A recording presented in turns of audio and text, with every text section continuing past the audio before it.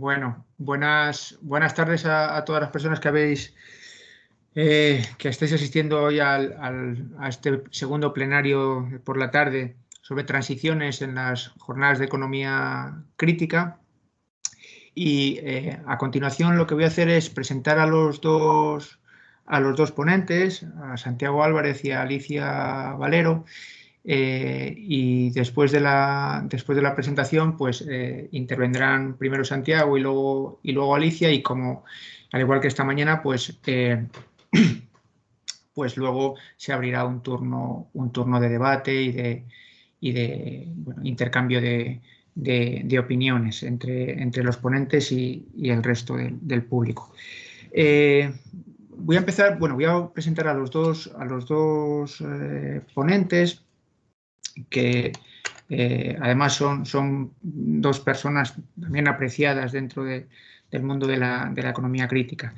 En primer lugar, a Santiago Álvarez, que Santiago Álvarez es doctor en Ciencias Económicas y Empresariales por la Universidad Complutense de Madrid, y en la actualidad, y ya desde hace varios años, es director de FUEN Ecosocial y director de la revista Papeles de Relaciones Ecosociales y Cambio Global, que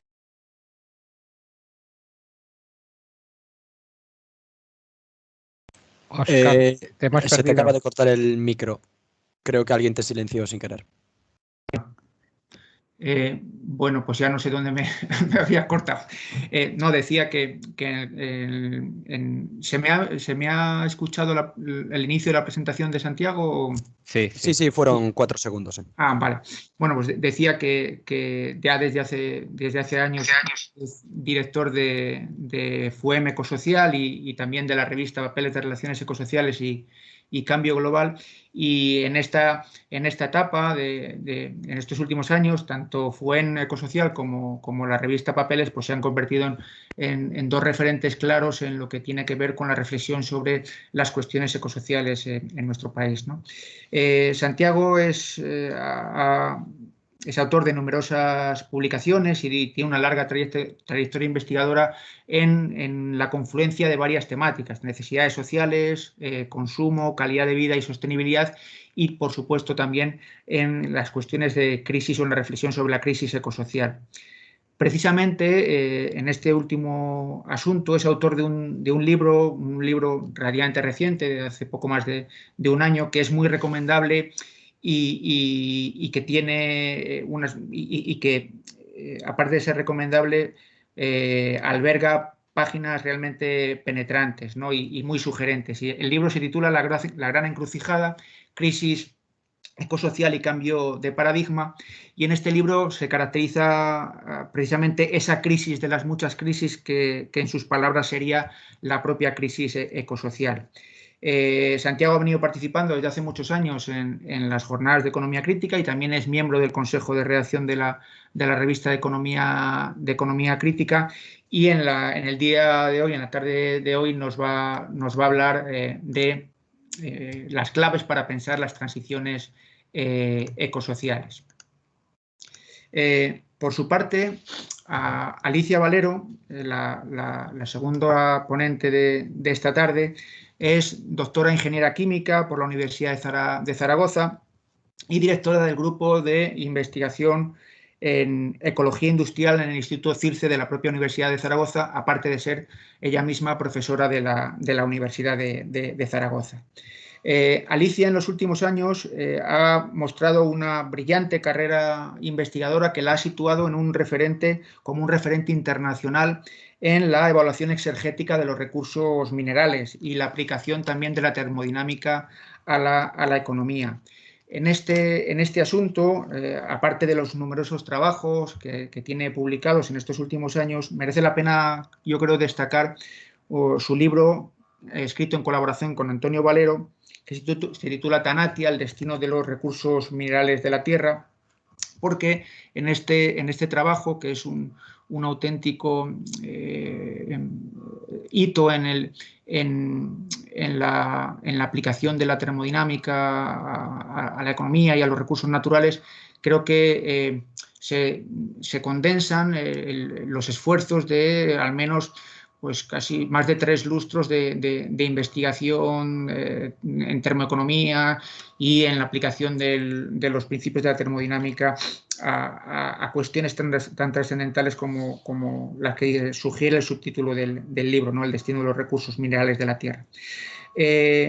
En definitiva, creo que tenemos 2 ponentes también hoy, esta tarde, de lujo, y gracias a los 2 por aceptar la invitación, y es un placer teneros con nosotros hoy. Entonces, ya sin más, si os parece bien, le voy a dar la palabra a Santiago Álvarez para que comience su exposición. Gracias.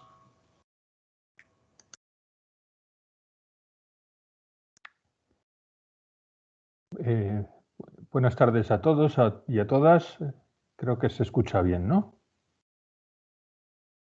¿Se Sí, escucha? perfecto. Sí, perfecto. Bien, pues muchas gracias a Óscar por la presentación, a Swan y a todo el equipo de Santiago por la invitación. Es un placer, además, compartir mesa con Alicia.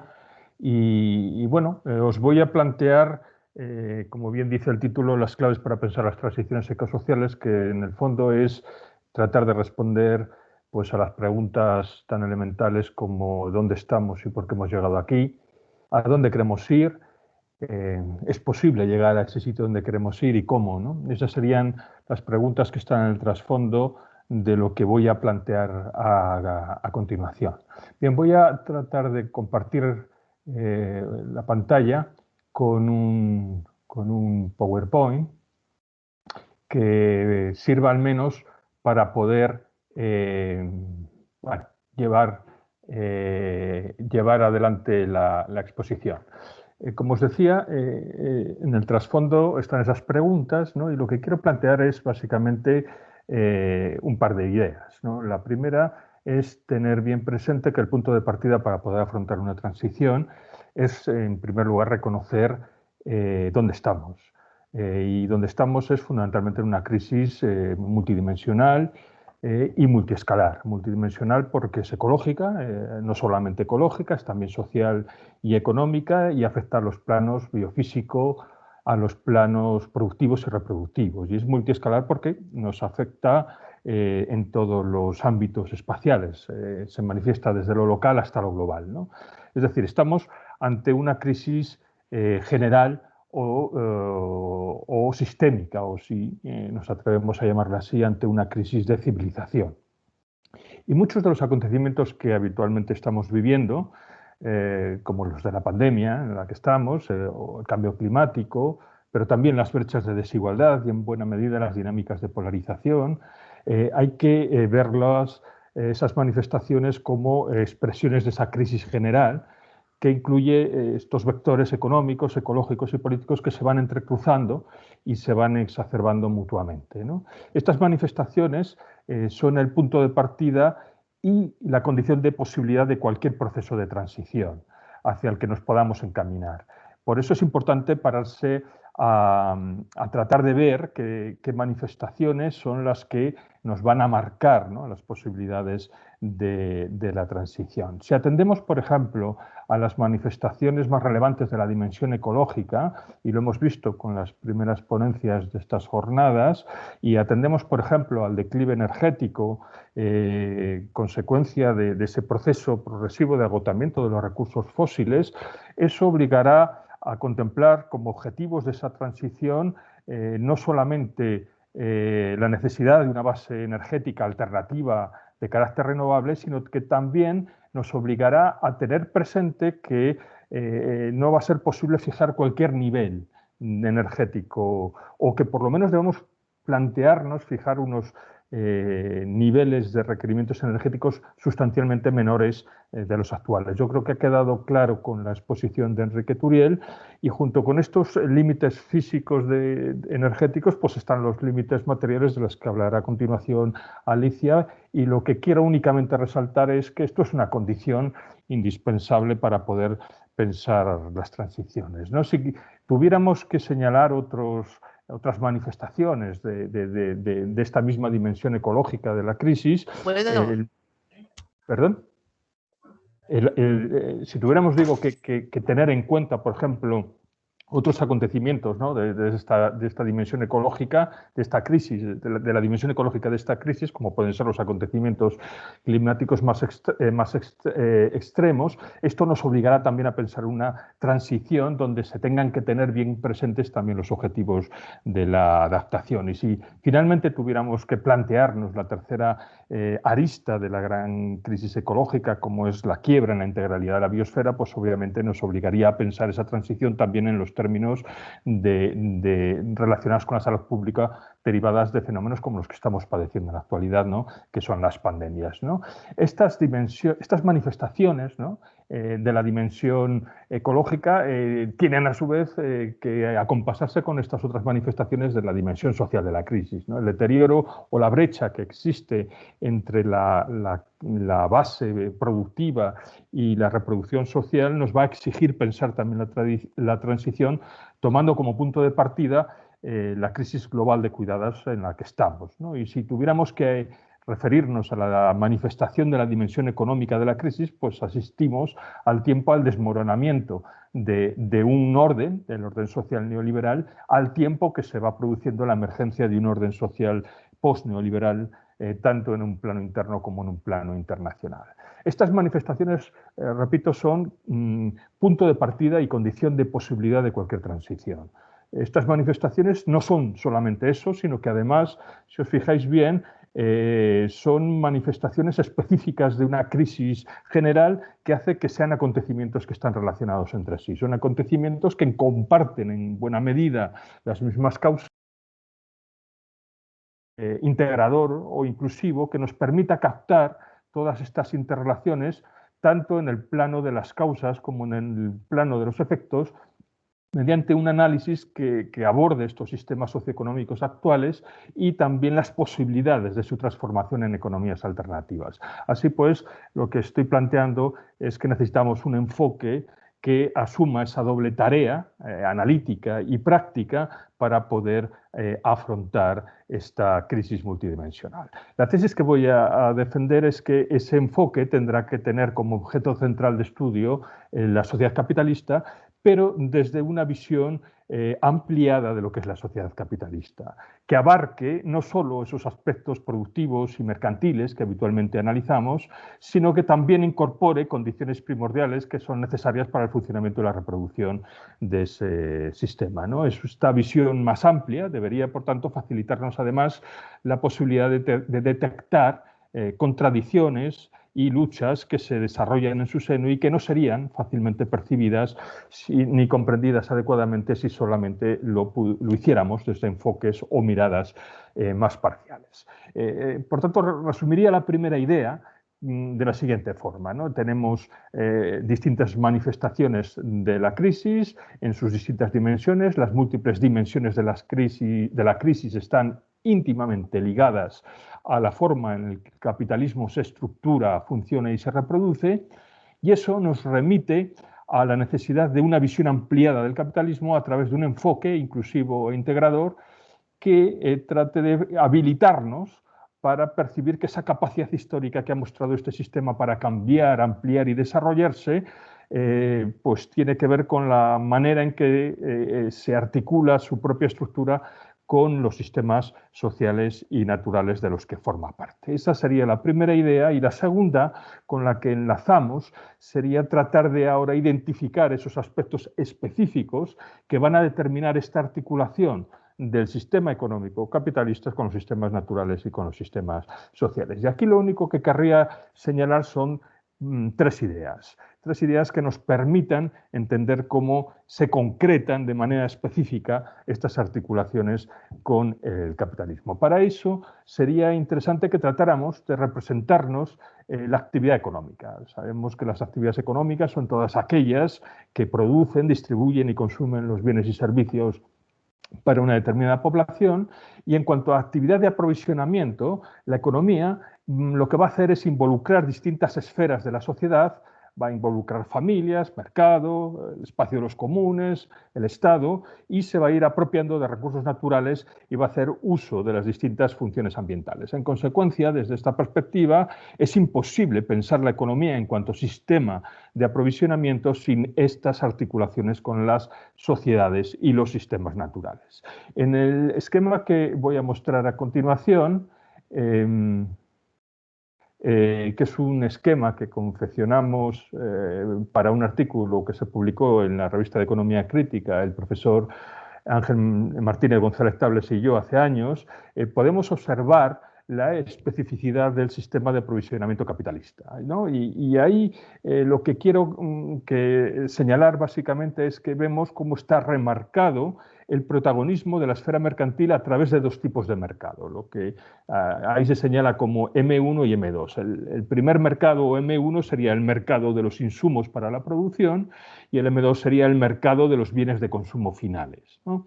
Las otras esferas que antes mencioné, el ámbito doméstico, el ámbito comunitario de los comunes, el ámbito del Estado, se encuentran implícitas o relegadas a un segundo plano, nunca anuladas, en cuanto que resulta imposible su negación, porque si no sería imposible la reproducción económica, pero lo que sí que quedan es subordinadas y reguladas sin ocupar nunca el centro del escenario.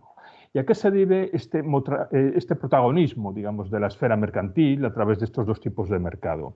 Bueno, pues a las propias rasgos o características que han definido el capitalismo desde sus inicios, cualquiera que haya sido la forma histórica en la que se haya materializado, ¿no? El protagonismo de esos mercados pues, se vincula también y se relaciona pues, con ese otro rasgo de que la propiedad de los medios de producción es privada, lo cual presupone, por otro lado, la división de clase entre propietarios y productores. Y va asociado también y relacionado con otro rasgo fundamental de este sistema, que es la existencia de una fuerza de trabajo libre en un doble sentido. En el sentido de su condición jurídica, pues es una fuerza de trabajo que se aleja de las formas de trabajo esclavo o servil, y también en cuanto que es libre en una acepción de que está exenta del acceso o está libre del acceso a los medios de producción, incluidos los derechos consuetudinarios de acceso a tierras y otros recursos comunes que pudieron servir en su momento como medios de subsistencia, ¿no? Ambos rasgos son precisamente los que conceden ese protagonismo inusitado a los mercados y concretamente al primer tipo de mercado, a lo que hemos denominado mercado M1, es decir, el mercado de los inputs para la producción. Este mercado representa hasta cierto punto, si lo pensamos bien, representa hasta cierto punto una anomalía en los sistemas históricos de aprovisionamiento. Esta anomalía es la originalidad propia del sistema que denominamos capitalismo. Privados los productores de los recursos y de esos derechos consuetudinarios por los procesos de privatización de los medios de producción y de los medios de subsistencia, el capitalismo lo que va a hacer es utilizar estos mercados para asignar el trabajo, para asignar los bienes inmuebles, los bienes de capital, la tierra, las materias primas, el crédito. Los mercados obviamente existían con anterioridad al capitalismo en cuanto a institución, pero mayoritariamente eran mercados de bienes y servicios o mercados M2, ¿no? Y ahora pues vemos cómo esos mercados vienen a complementarse con esos mercados de insumos, ¿no?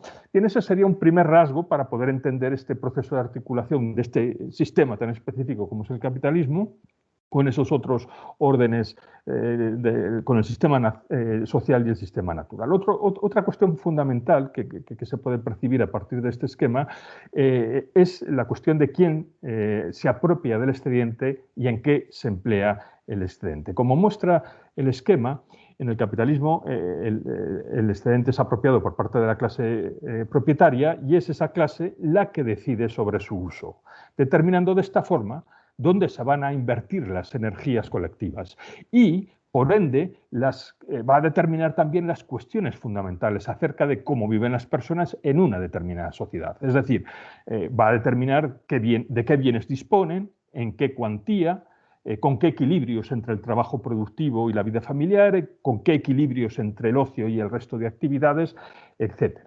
En consecuencia, la deliberación, que es fundamental para la cuestión de las transiciones sobre qué significa una buena vida o qué vida merece ser vivida, queda sustraída, bajo este sistema, queda sustraída a la sociedad porque quienes deciden sobre tal particular son precisamente aquellos que se apropian y deciden sobre el uso de ese excedente. Y finalmente, como tercer rasgo característico específico, quisiera señalar que ese uso excedente utilizado como inversión, según veis en el esquema, está dirigido fundamentalmente a la expansión del capital. Es decir, la satisfacción de las necesidades no es el resultado de un esfuerzo directo de este sistema de aprovisionamiento, sino que es en todo caso una especie de efecto colateral, porque el imperativo dominante en este sistema que llamamos capitalismo es la acumulación de capital. Así pues, nos encontramos con una paradoja, y es que, siendo un sistema de aprovisionamiento, no se plantea como un objetivo explícito la provisión o la satisfacción de las necesidades humanas, sino que su objetivo más bien es de naturaleza asocial, porque su único imperativo viene a ser el acumulad malditos, que marca el dinamismo del propio sistema en una dinámica autoexpansiva que la convierte prácticamente en el motor y en la referencia de ese sistema, ¿no? Bien, estos rasgos de funcionamiento específico creo que conviene que los tengamos bien presentes, porque son los que van a provocar una doble fractura, tanto en el plano biofísico como en el ámbito reproductivo, y son la doble factura que caracterizará el momento en el que estamos, ¿no?, de crisis ecosocial. Bien, vamos a pasar entonces a tratar de enunciar esa doble fractura. En primer lugar, nos encontramos con lo que podría ser la fractura metabólica, que se muestra en el plano biofísico y que es el resultado de los cambios que desde la revolución industrial el capitalismo va a introducir en las relaciones entre la economía y el sistema natural, ¿no? Sabemos, y no hace falta repetirlo, que con anterioridad a la revolución industrial, las sociedades básicamente se organizaban y funcionaban sobre la base de fuentes energéticas renovables y apenas generaban residuos en la medida en que eran capaces de cerrar los ciclos de actividad, ¿no? Sin embargo, a medida que se fue abandonando esta forma de funcionamiento, cuando se produce el tránsito hacia la sociedad industrial, lo que nos vamos a encontrar es un esquema más lineal, donde el proceso económico se aleja de la idea de cualquier circularidad y se empieza a ver como un proceso de extracción de recursos de corteza terrestre, prácticamente hasta que se agotan. Se transforman esos recursos en bienes y servicios con destino al mercado, y en todo ese transcurso y al final de todo ese proceso pues surgen una serie de residuos sólidos, líquidos y gaseosos que se vierten sobre la naturaleza, alterando el conjunto de los ciclos naturales: el ciclo del carbono, el del oxígeno, el del agua, el del nitrógeno, el del fósforo, destrozando además los ecosistemas, ¿no? Bien, esta es la característica fractura metabólica que acompaña al capitalismo desde el impulso que le da la revolución industrial, y ha ido variando a lo largo de la historia a medida que iba evolucionando el propio capitalismo hasta alcanzar la dimensión actual de una crisis ecológica de carácter global, ¿no? La segunda fractura es una fractura social que ha acompañado también al capitalismo desde sus orígenes, y que la hemos visto pues, en los procesos de desposesión originarios, donde sufre los efectos de esta fractura la población campesina, que se encuentra desposeída por el afán señorial de querer cercar y privatizar los bienes comunes que constituían básicamente su medio de vida, y que se percibe también con claridad en la incipiente clase trabajadora, que queda hacinada en condiciones prácticamente insalubres, inicialmente en las barriadas industriales, pero que a través de estos mecanismos de desposesión pues, se van también proyectando hasta el momento presente fundamentalmente en la periferia de la economía mundial, a través de distintos mecanismos que se van reactualizando, ¿no? Bien, pero junto con esos mecanismos de desposesión también hay todas unas consecuencias sociales derivadas de lo que Polanyi llamó las consecuencias de la mercantilización ficticia o de la mercantilización espuria, que llevan aparejadas la disolución de muchos vínculos sociales, de la eliminación de esos vínculos en las gélidas aguas del cálculo mercantil, y lleva aparejada también la eliminación de muchas instituciones que servían de protección a la gente, ¿no? Esta sustitución de vínculos sociales, de redes de apoyo mutuo, de relaciones de vecindad, termina por socavar no solo las bases comunitarias de las sociedades, sino también las propias condiciones para la reproducción de la sociedad, ¿no? Y esta fractura, al igual que la fractura metabólica, ha ido adoptando formas muy diversas según las fases por las que ha ido evolucionando el capitalismo a lo largo de toda su historia,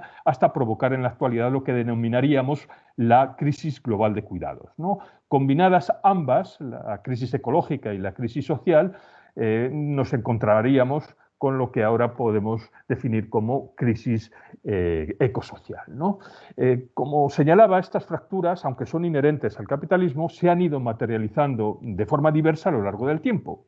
Y ello nos conduce a tener que hablar de las diferentes formaciones sociales del capitalismo y recorrer las distintas etapas que han caracterizado al capitalismo contemporáneo.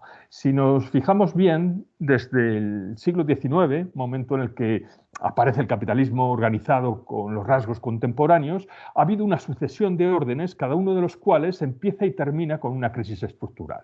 La crisis de 1890 inaugura el orden liberal, y la Gran Depresión da paso a la que podríamos denominar orden socialdemócrata o gran compromiso social keynesiano de izquierdas, que a su vez, con la crisis de los 70, precipitaría el orden neoliberal hasta que con la crisis de la gran recesión del 2008 iniciamos un tránsito hacia un orden emergente cuya suerte todavía parece que está por definir y definir, ¿no?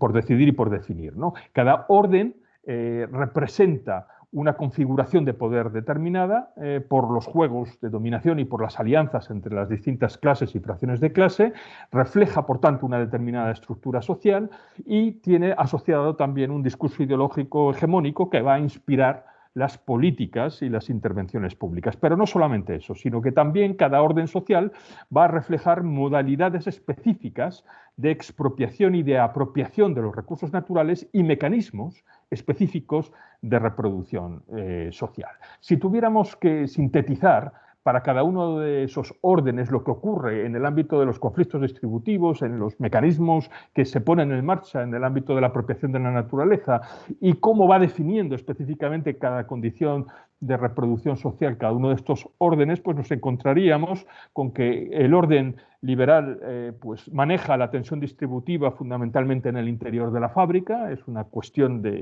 distributiva sustanciada básicamente en una tensión entre clases. El colonialismo, por otro lado, garantiza que los recursos fluyan hacia las grandes metrópolis.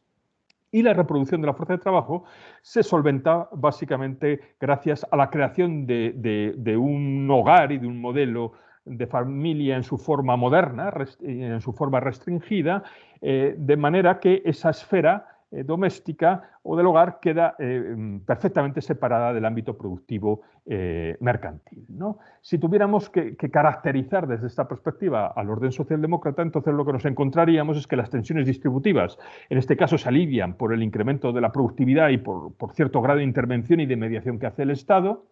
Nos encontraríamos con que el suministro de los recursos queda garantizado fundamentalmente mediante la implantación de unas relaciones centro-periferia favorables para la metrópoli una vez que se han culminado los procesos de descolonización, y en el ámbito de la reproducción social vemos cómo este ámbito es compartido, no solamente está, digamos, descansando sobre los hogares, sino que también aparece el Estado, de tal manera que las fórmulas del salario familiar fordista y el propio estado de bienestar son elementos cruciales para entender cómo quedan definidas ahí las condiciones de reproducción social. Y si ponemos la atención ya en el orden neoliberal, vemos cómo ese conflicto distributivo empieza a acentuarse de nuevo en términos entre clases, pero también en el interior de cada una de las clases. Es decir, los niveles de desigualdad en el orden neoliberal llegan a asemejarse a los que había en los tiempos de la Gran Depresión, pero ahora con la diferencia de que no solamente se muestran entre propietarios y trabajadores, sino que se extienden también al interior de los asalariados, entre las diferencias de los cuadros y las clases trabajadoras. Y también entre la propia clase de propietarios hay, digamos, dinámicas de desigualdad entre las fracciones del capital financiero y de capital productivo, ¿no? Por su parte, la globalización y la financiarización se convierten ahora en los mecanismos primordiales para acceder a los recursos naturales y a la fuerza de trabajo por todo el mundo. Y en el ámbito reproductivo se pasa a un régimen de bienestar dual. Por un lado, ya no basta con el salario del cabeza de familia y se pasa a una familia con dos proveedores, lo que empuja, por otro lado, a que las mujeres tengan que incorporarse masivamente al mercado de trabajo en la medida en que dejan de tener atribuido ese papel de amas de casa que les había asignado el modelo anterior. Y, por otro lado, asistimos al tiempo a un proceso de privatización de los servicios públicos que obliga a adquirir fuera del hogar y fuera del ámbito del Estado, buena parte o parte de servicios de salud, de atención sociosanitaria, de servicios de educación, etcétera, y genera un sistema de bienestar dual en la medida en que, por una parte, es mercantilizado para todo aquel que pueda pagárselo o queda reducido al ámbito privado del hogar para aquellos que no pueden pagárselo, ¿no? Y ese régimen dual ha provocado lo que en la actualidad denominamos crisis de cuidados, que se manifiesta por una combinación de estos factores junto con otros elementos como cambios demográficos, procesos de envejecimiento, etcétera. Una crisis de cuidado que, por otro lado, tiene una dimensión internacional en la medida en que se van produciendo unos procesos de alargamiento de las cadenas globales de cuidados. Bien, esta es la situación que nos conduce al punto de partida desde el que debemos pensar las transiciones, ¿no? Es decir, una transición ecosocial va a requerir, por un lado, superar esta doble ruptura metabólica y social, pero es que además va a exigirnos superarlo en un momento específico de la historia, en un momento en el que se desmorona el orden neoliberal y emerge un orden alternativo. Y ese orden alternativo, como comentaba anteriormente, no presenta aún unos contornos definidos, pero sí es posible identificar algunos rasgos característicos que van a tener implicaciones en estos tres ámbitos que estábamos analizando. Un rasgo característico de este orden social emergente es se observa un cierto reequilibrio entre mercados y estados, lo que influirá decisivamente en la cuestión distributiva. También, como segundo rasgo, se observa un cierto retroceso de la hiperglobalización de la década de los 90 del siglo pasado y un avance del nacionalismo económico que, unido a la creciente pugna por los recursos estratégicos y a las exigencias derivadas de la creciente digitalización de la economía, aventura un recrudecimiento de las rivalidades y del regreso de la geopolítica, lo cual va a manifestarse en todos los planos, en el plano comercial, en el plano tecnológico, incluso en el plano armamentístico, pero que va a tener, y es donde creo que debemos centrar la atención, también unas implicaciones destacadas en la forma de apropiación de los recursos. Otro rasgo que es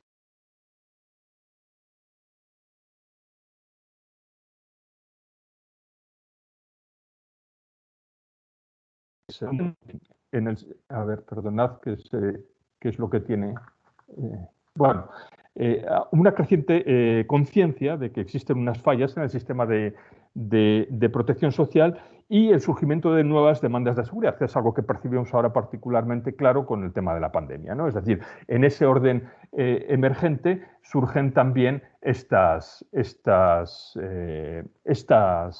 nuevas demandas. Por lo tanto, este es el punto de partida, que tendríamos que completarlo con la identificación de las contradicciones más evidentes del sistema para poder también aventurar las líneas de lucha o los puntos de fuga de conflictividad que se manifiestan. Y tal vez la más evidente, la contradicción que con mayor evidencia se manifiesta en la actualidad, tiene que ver con el hecho de que el propio funcionamiento del sistema socava las bases de su propia reproducción. Es decir, el capital está necesitado de determinadas condiciones sociales y ambientales para poder proseguir con su senda de acumulación, pero al mismo tiempo esa tendencia de acumulación ilimitada va socavando los mismos procesos de reproducción social y ecológica sobre los cuales se asientan sus cimientos, ¿no? Esta contradicción no anula ni desplaza otras contradicciones internas que han desestabilizado históricamente al sistema,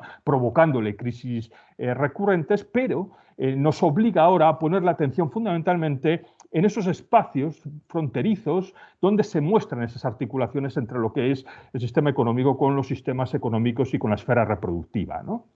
Y es ahí precisamente donde en mayor medida se van desplegando hoy las luchas que son más significativas o por lo menos que reconocemos como más evidentes. Esas luchas que a veces se han denominado luchas reproductivas o circunscritas al espacio de la reproducción y que tienen que ver pues, con la reivindicación de aspectos como la lucha por la vivienda, por una asistencia sociosanitaria, las luchas feministas por la corresponsabilidad en los cuidados, las luchas ecologistas por los comunes, por el agua, por la calidad del aire, por la tierra, etc., ¿no?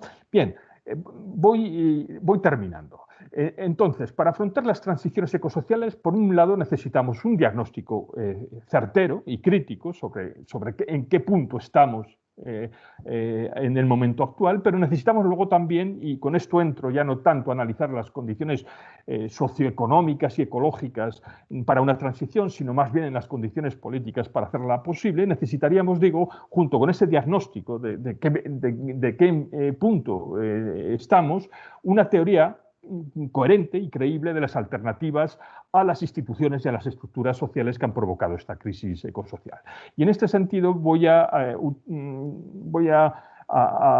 seguir fundamentalmente un poco el planteamiento que me parece más interesante al respecto de un sociólogo norteamericano recientemente fallecido que es Erik Olin Rey, ¿no? Erik Olin Rey, en un contexto muy adverso, porque lo inicia como proyecto de investigación en la década de los 90, en un momento precisamente en el que se derrumba el bloque soviético, comienza un proyecto de investigación centrado en la búsqueda de alternativas realizables bajo el título de Proyecto Utopías Reales, ¿no? Según Rey, las alternativas para que puedan ser,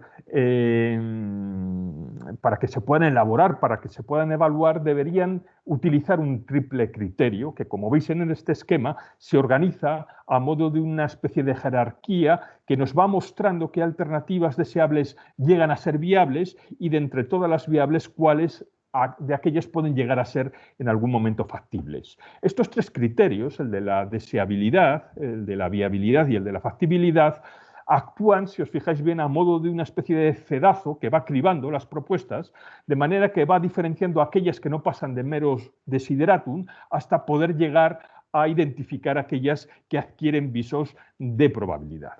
Bien, pues una vez determinadas aquellas alternativas que puedan resultar factibles, el proceso de cambio social que va a posibilitar la implantación real de esas alternativas, lo que va a exigir es conocer además los mecanismos de reproducción social, las grietas y las contradicciones que se presentan en ese sistema, así como todas las inercias y trayectorias, porque va a ser así la única forma de poder evaluar si las estrategias y las luchas colectivas de los sujetos pueden aprovechar las oportunidades o pueden eludir los obstáculos que se van a encontrar a la hora de intentar avanzar hacia una transición, hacia un nuevo orden social, ¿no? Como señala el propio Rey, en realidad una teoría completa de la transformación social va a requerir, en el fondo, combinar 4 elementos interrelacionados. Por un lado, una teorización de lo que es la reproducción social que nos va a permitir mostrar los obstáculos a los que nos vamos a enfrentar, va a necesitar también de una teoría de los fallos y de las contradicciones de la reproducción de ese sistema que nos va a señalar las oportunidades a las que nos podemos acoger, va a necesitar también una teoría sobre las trayectorias posibles que permite evaluar si se dan o no las condiciones, si se da la madurez suficiente para posibilitar los cambios que buscamos, y finalmente nos va a exigir también evaluar una teorización sobre las estrategias transformadoras que en el caso del Rey las caracteriza o las categoriza idealmente en 3 tipos de estrategias, ¿no? Bien, Con esto termino lanzando la última idea. Es decir, en cualquier reflexión sobre las transiciones necesitamos tener bien claro el punto de partida. En segundo lugar, necesitamos tener bien claro la factibilidad de las alternativas que queremos construir. Y en tercer lugar, lo que tenemos que centrar nuestra atención es en el conocimiento de las posibilidades reales de cambio, ¿no? Y en este sentido, un sistema social real constituye siempre una estructura dotada de factores de estabilidad y de cambio, ¿no? No solamente es un conjunto de componentes y de relaciones entre esos elementos, sino que también es algo así como un ente ¿no? que tiene una especie de suerte de lógica de funcionamiento con unas posibilidades de reproducción en el tiempo. Y en este sentido es cuando quiero emplear ahora la expresión de reproducción social para referirme exclusivamente a esos procesos que reproducen esa estructura que está debajo de las relaciones sociales y de las instituciones de una determinada sociedad. Y de esa manera la reproducción se va a relacionar con esos factores de estabilidad y su contrario sería lo que significaría factores de cambio o de transformación, ¿no? Bien, si atendemos a la reproducción, a los factores que otorgan estabilidad al sistema y seguimos un poco el planteamiento que nos hace Wright, nos encontraríamos como un conjunto de procesos que él denomina procesos de reproducción pasiva y un conjunto de procesos que él denomina procesos de reproducción activa, ¿no? Los procesos de reproducción pasiva serían el conjunto de prácticas cotidianas que refuerzan los rasgos propios de esa sociedad y los procesos de reproducción activa pues sería el conjunto de políticas, de instituciones que conscientemente se han diseñado para tal fin, para otorgar estabilidad al propio sistema, ¿no? Entre el primer conjunto de procesos, lo que denominamos reproducción pasiva, pues estarían nuestras prácticas de cada día, ¿no? Las prácticas cotidianas, las prácticas mundanas que como consumidores pues desempeñamos en el día a día, ¿no? Por ejemplo, ¿no? En la medida en que como consumidores adquirimos mercancías que son producidas bajo los estándares globales habituales y los adquirimos a través de las redes logísticas convencionales y a través de los canales de comercialización habituales, grandes superficies, supermercados, franquicias, pues estaríamos en cierta manera de forma pasiva reproduciendo las condiciones de la sociedad en la que vivimos, ¿no? En cambio, prácticas alternativas, como por ejemplo podernos proveer de alimentos procedentes de la agroecología, adquiridos directamente de los campesinos a través de grupos de consumo, etcétera, pues obviamente representaría una práctica que probablemente no representaría tanto un factor de estabilización de ese sistema como un factor de cambio, ¿no? Algo similar podríamos decir en nuestra condición de productores, ¿no? Es decir, en cuanto a trabajadores que nos limitamos a trabajar y que vamos al trabajo y nos limitamos a cumplir órdenes, pues en cierta manera no solamente estamos produciendo las mercancías, sino que también estamos reproduciendo nuestra propia condición de trabajadores, ¿no? En la medida en que esa condición se articula y adquiere otros tintes, pues podría pasar de ser de un factor de estabilización a un factor de cambio, ¿no? Bien, en cuanto a la reproducción social activa, lo que os comentaba es que son básicamente políticas e instituciones conscientemente diseñadas para ese fin, ¿no? Y no únicamente para ese fin, pero sí también para ese fin, ¿no? Comprendería, por ejemplo, pues las instituciones que habitualmente vemos a nuestro alrededor, ¿no? Las fuerzas de orden público, el propio aparato de la justicia, las administraciones públicas, los medios de comunicación o el propio sistema educativo, ¿no? De nuevo aquí encontramos si el sistema educativo exclusivamente está diseñado con fines de reproducción social, pues será un elemento de estabilización, pero si el propio sistema educativo tiene otros fines aparte de reproducir lo que existe y inocula, digamos, pensamiento crítico y tiene como fin también crear personas autónomas que puedan pensar por sí mismos, pues obviamente se puede convertir esta institución en un factor de cambio. Bien, lo que quiero señalar es que este conjunto de prácticas cotidianas y este conjunto de políticas y de instituciones especialmente diseñadas para la reproducción social, de todo esto se va desprendiendo las condiciones específicas que permiten la capacidad reproductiva de una sociedad en un momento determinado y que en el caso específico de las economías capitalistas pues básicamente se consigue tratando de combinar tres factores, ¿no? Pues que se garantice la suficiente tasa de ganancia para los capitalistas, para que haya una tasa, digamos, de remuneración suficiente como para que la puedan considerar como válida, que se garantice la suficiente demanda para poder salir a lo producido y que se garantice la mínima cohesión social para que esa sociedad pues, no se desintegre en medio de todas sus contradicciones e injusticias, ¿no? Para cada una de esas condiciones específicas ya se plantean a su vez sus distintos mecanismos, ¿no? En el caso, por ejemplo, de la cohesión social, y no entro a detallar cada uno de estos ámbitos, pero en el caso, por ejemplo, de la cohesión social, pues los mecanismos que se arbitrarían, que se construyen, pues van desde la coacción hasta el intento de confluencia de los intereses materiales, pasando por normas institucionales y el papel que puede desempeñar la ideología. Bien, con esto acabo. La cuestión que quiero plantear, o que en el fondo resume un poco todo lo que os he estado planteando, es que todos estos mecanismos afectan a las acciones individuales y colectivas y fortalecen o debilitan las condiciones de reproducción del propio sistema que queremos transformar o que queremos superar a través de los procesos de transición. Y que conocer y analizar estos mecanismos va a resultar básico a la hora de poder evaluar la estrategia de transformación más conveniente para poder hacer posible esa transición, ¿no? Estrategias que, como he señalado, según las circunstancias, pueden bascular entre esos tres tipos ideales que aparecen en la diapositiva, que serían las estrategias rupturistas o aquellas más centradas en las intervenciones intersticiales o simbióticas. Podemos saber lo que necesitamos, que es que necesitamos una transición energética, que necesitamos una transición alimentaria, que necesitamos una transición urbana y de movilidad.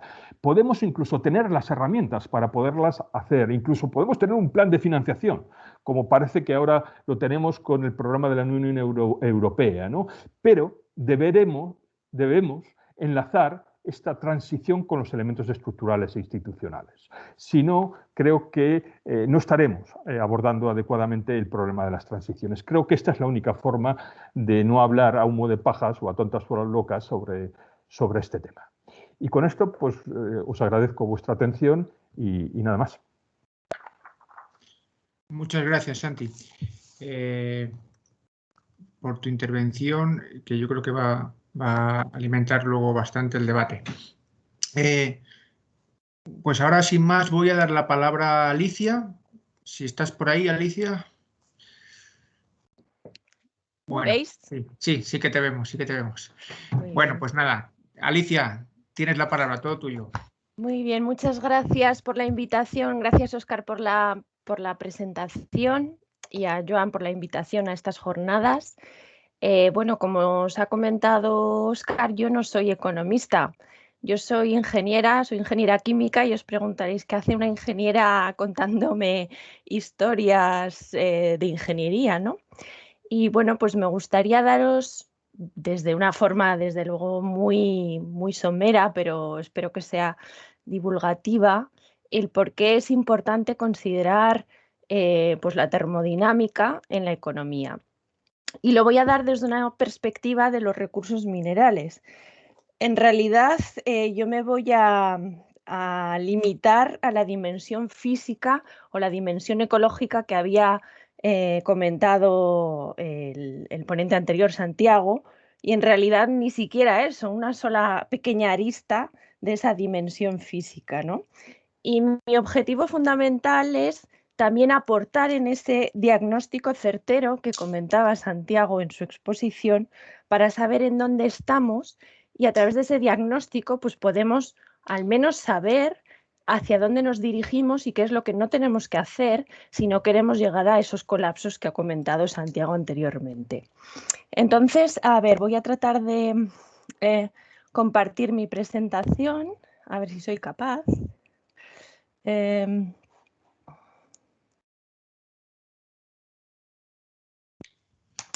¿Se ve?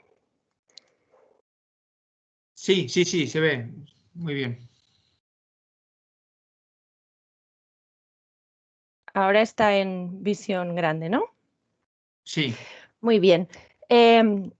Bueno, pues me gustaría comenzar con una frase de alguien. Alicia, ¿Sí? perdona, tienes en visión de presentador y entonces se ve más pequeño. A ver Sí. cómo lo cambio esto.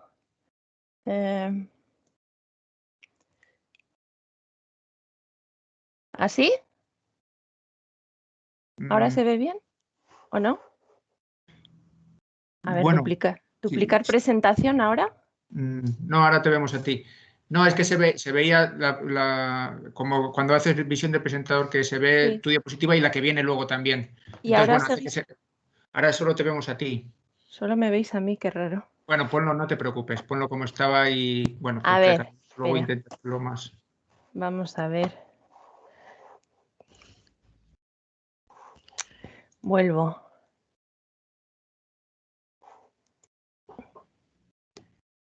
¿Ahí qué tal? ¿Veis Bien, algo? sí, porque si luego si lo pones, bien, si lo Lo pones pongo luego, en grande, sí, así. sí. Vale. Bien, pues como decía, quería comenzar con una frase que llegó a mis manos hace poco, de Herman Daly, que seguro lo conocéis, que dice: la primera y la segunda ley de la termodinámica deberían llamarse en realidad primera y segunda ley de la economía. ¿Y eso por qué? Pues porque sin estas leyes no habría escasez, y sin escasez, según este autor, no habría economía. Y la primera ley, que recuerdo, nos dice que la energía ni se crea ni se destruye. Bueno, pues lo que nos dice es que si pudiésemos crear energía indefinidamente, es decir, si no hubiese primera ley, no habría escasez o incluso contaminación, porque seríamos capaces pues de recoger todos nuestros residuos, ¿no? Y la segunda ley, que es la ley de la degradación, que luego la veremos, nos dice que sin la degradación de los sistemas, pues en realidad podríamos reciclar indefinidamente. Pero lamentablemente estamos en un universo en el cual tenemos que ajustarnos a las leyes de la termodinámica. Y desde luego, la economía no es una excepción. Bueno, Óscar ha comentado sobre Tanatia. A ver si se puede ver un poquito mejor, porque si lo veis como yo, no se ve completamente la pantalla. ¿Qué es Tanatia? Bueno, Tanatia es un libro que escribimos mi padre y yo hace unos años, en donde nos planteábamos cómo sería el mundo si no existiesen recursos concentrados tal y como los encontramos ahora. Es decir, no existen minas, no existen yacimientos de combustibles fósiles, todo se ha degradado, todo se ha dispersado. De esa forma, si nosotros conocemos el fin, podemos evaluar de forma termodinámica en dónde estamos hoy. Entonces, Tanatia para nosotros, bueno, se puede ver desde una forma más filosófica, pero en realidad desde una forma termodinámica, Tanatia lo que es una referencia para calcular lo que Santiago hablaba de ese diagnóstico certero. Bueno, el valor de la escasez. Esto es importante. Nosotros nos planteamos qué es la escasez, porque nosotros valoramos aquello que nos resulta difícil de alcanzar. En realidad, la improbabilidad de encontrar las cosas, la singularidad y esa distinción de lo común hace que algo sea valioso. ¿Y cómo podemos medir la escasez? Pues en termodinámica lo medimos con una propiedad que se denomina exergía. Y dejarme explicarlo esto de una forma muy sencilla. Imaginaros que tenemos una pelotita en una colina, ¿de acuerdo? A una altura determinada respecto de lo que nosotros denominamos el estado muerto. El estado muerto es el estado de equilibrio. Entonces, si nosotros damos un pequeño empujoncito a esa pelota, pues de forma natural va a bajar hasta el estado muerto.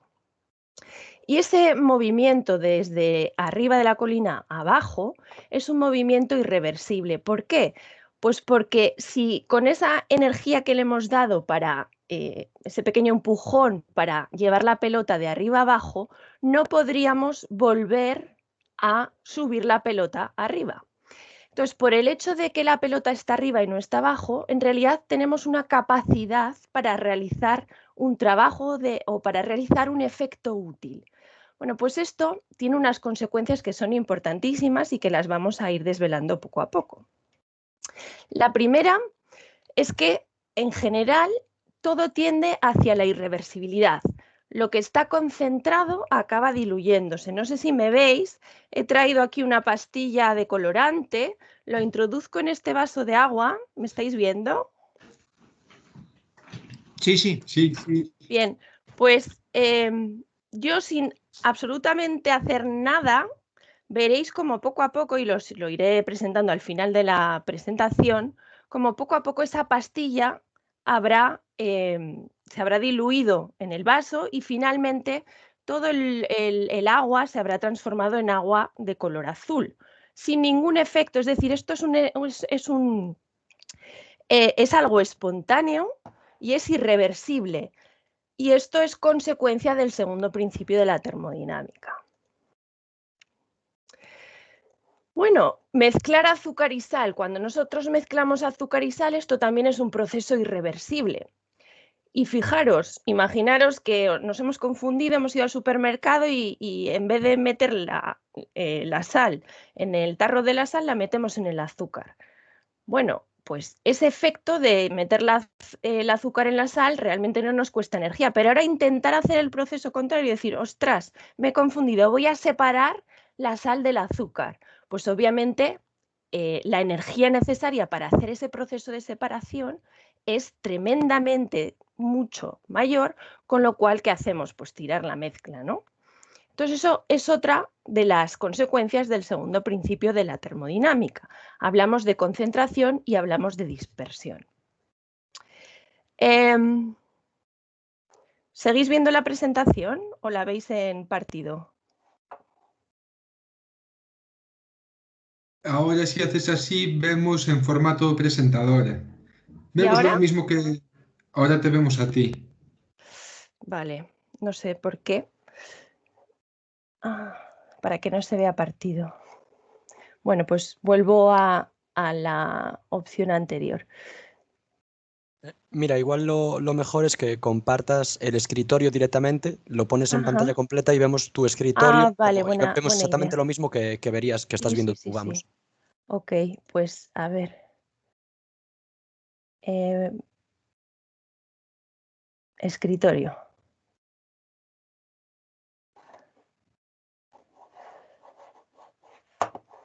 ¿Ahora lo veis en pantalla completa o cómo lo veis? Ahora lo vemos, o sea, si ahora lo pones en pantalla completa, podríamos verlo. Ahora, perfecto. Ah, sí, sí. Vale, Genial. Lo veis en pantalla completa, ¿no? Sí, perfecto. Sí. Perfecto, vale. Es que como tengo dos pantallas, pues por eso hay problemas. Bien, entonces hablaba de la concentración y de la dispersión. Entonces, la primera lección que tenemos de la termodinámica es que, primero, todo lo que se aleje de ese estado muerto, de ese ambiente, tiene exergía. Ese estado muerto para nosotros en nuestro libro lo llamamos tanatia, ¿vale? Entonces, una cascada tiene exergía porque está a una altura determinada y porque es agua pura respecto del mar. Una mina tiene exergía porque está concentrada y no están los minerales dispersos por todo el ambiente. O un glaciar tiene exergía pues porque está a unas temperaturas inferiores a la temperatura ambiente y encima es agua pura, ¿no? Entonces, esta es una de las primeras lecciones que tenemos que conocer. Y la segunda está relacionada con la segunda ley de la termodinámica. Y realmente la segunda ley es una de las leyes más temibles que hay en la naturaleza. Esta soy yo, más o menos a día de hoy, pero la flecha del tiempo hará que poco a poco pues vaya envejeciendo. Y es que pues hoy somos un día más viejos que ayer y así sucesivamente. Nunca nos vamos a convertir en más jóvenes. Y esto es algo que nosotros pues tenemos asumido de alguna manera, pero no lo tenemos asumido con los recursos. Así que la segunda ley de la termodinámica, la segunda lección que nos dice es que todos los procesos naturales y provocados por el hombre tienden espontáneamente a la degradación y el camino de regreso es muy costoso o incluso imposible. Mientras tanto, os voy enseñando la evolución de mi vaso de agua.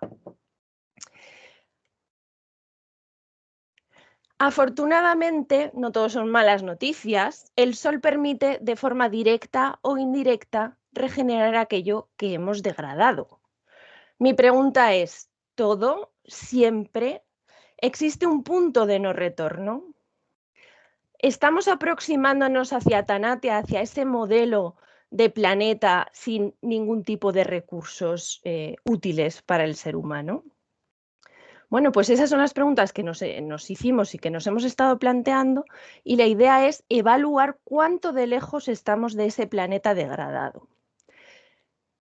Y bueno, una de las preocupaciones que tenemos últimamente, y que por lo menos los políticos y la civilización en general, los ciudadanos, creo que ya tenemos bastante asumida, es la emergencia climática. Aquí os muestro un ejercicio que hago con mis alumnos en la universidad. Es un ejercicio que yo lo recomiendo si no lo conocéis, que lo planteó el MIT, se llama Sea Roads y En-Roads, en donde lo que hacemos es pues, un ejercicio dinámico divididos en varios grupos. Pues unos alumnos se ponen en el papel de países ricos, otros países emergentes y otros países pobres.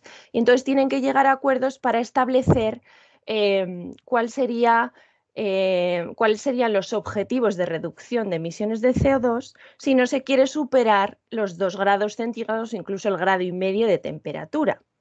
Entonces los alumnos, pues al principio están muy ufanos para hacer el ejercicio, pero cuando llegan a la cruda realidad, es decir, que no hay manera de llegar a ese 1,5 grados, pues entonces se dan cuenta que las soluciones pasa por descarbonizar la economía de una forma drástica y absolutamente inmediata, ¿no? Entonces, bueno, existen señales de alarma, el pico del petróleo del cual os ha hablado Turiel, el cambio climático, y eso nos lleva a nuevos modelos energéticos.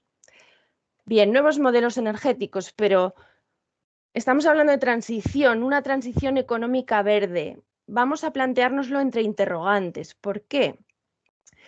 Mirad, esto es una frase que saqué de una comunicación de la Comisión Europea en septiembre, creo, y realmente la he rescatado porque me parece trascendental que por fin la Unión Europea reconozca un problema tan grave como es el que nos encontramos. Y dice, la enorme necesidad de recursos está sometiendo al planeta a una presión extrema y es la responsable de la mitad de las emisiones de gases de efecto invernadero y más del 90% de la pérdida de biodiversidad y del estrés hídrico. Esto jamás lo había aceptado la Comisión Europea, que tenía pues, una visión de verde, economía verde. Vamos a pintar de verde lo que ya tenemos, el sistema capitalista.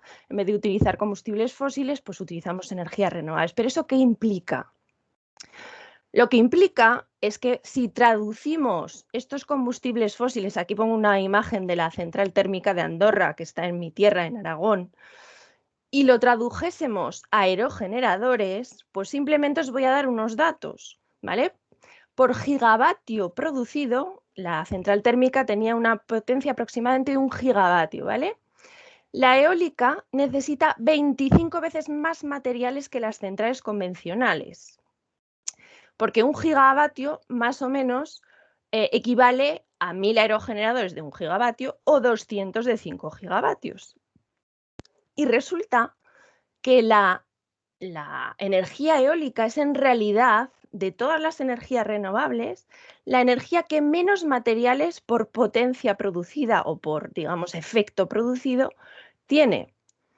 Si nos fijamos en la solar fotovoltaica, pues fijaros, aumenta muchísimo más. Esto simplemente es para que veáis las proporciones, ¿vale? Aumenta muchísimo más la cantidad de materiales, y el vehículo eléctrico, en general los vehículos ya ni hablamos, ¿de acuerdo? O sea, que hay una cara B de las energías renovables y de las tecnologías llamadas limpias que no se está teniendo en cuenta, y es muy preocupante, porque ya no estamos hablando simplemente de acero, de cobre o de hormigón, como ocurre en las centrales convencionales, sino que aquí están apareciendo elementos que son extremadamente escasos. Hablamos del disprosio, del neodimio, hablamos del selenio, del teluro, del cobre, del cobalto, elementos escasos que están concentrados en unos pocos países y que son sociopolíticamente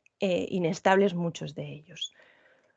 Bien, entonces, bueno, pues podemos hablar que estamos hoy en día en la era de la tabla periódica.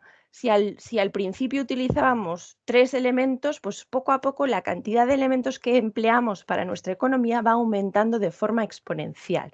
Por eso hablamos de que hoy en día ya estamos empleando absolutamente toda la tabla periódica, pues, para abastecer la economía que demandamos, ¿no?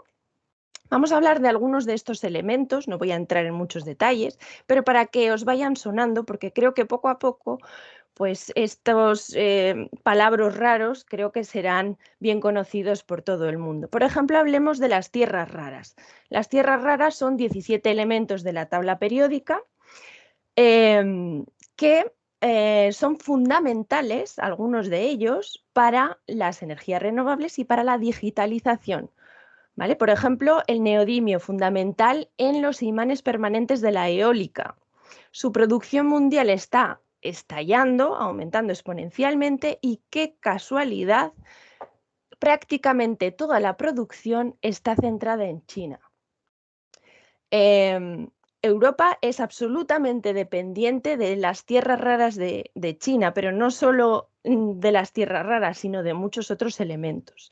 En el 2011 a los chinos pues les dio por reducir el embargo, o sea, hacer como una especie de embargo, reducir la cantidad de materiales que iban a proveer al exterior, a exportar, y bueno, pues aquí hubo unas consecuencias terribles, porque igual que ocurrió en los años 70 con el petróleo, pues eso hizo temblar las expectativas de la economía en cuanto a la transición verde. Es decir, que si nosotros dependemos no solo de las tierras raras, sino de toda la tabla periódica de otros países, cosa que en Europa prácticamente no tenemos estos elementos escasos, pues implica que estamos en una posición francamente débil. Bueno, entonces esto lleva una consecuencia obviamente clarísima, que es el aumento exponencial de la extracción mineral. Y si atendemos a las leyes de la termodinámica, la primera ley que nos dice que la energía o los materiales ni se crean ni se destruyen, sino que se conservan, es decir, existen unos límites físicos de los recursos. Pues estos límites físicos implican que las minas se agotan. Y estos son los denominados picos de Hubert, los picos del petróleo los habréis visto con Turiel, en donde, pues bueno, un aumento exponencial de la producción o de la extracción, mejor dicho, de los elementos, lo que hace es que puede seguir siempre y cuando haya suficiente material, pero una vez que se acercan, digamos, los límites del yacimiento, pues la extracción necesariamente tiene que caer. Pues hicimos análisis del pico de producción de muchos elementos basados en estadísticas y en datos de muchas minas a nivel mundial, y resulta que el pico de producción de gran parte de los recursos podría alcanzarse antes de que acabe el siglo XXI. No estoy hablando de que se agoten, sino de que la demanda pues probablemente supere a la oferta, ¿no?